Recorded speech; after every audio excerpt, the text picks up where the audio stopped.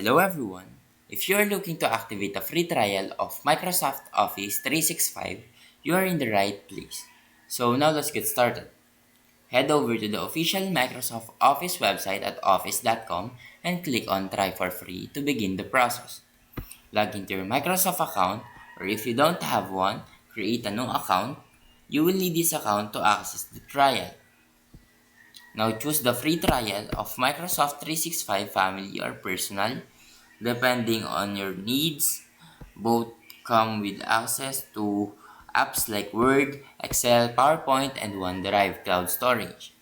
Although it's a free trial, you will need to enter your payment details.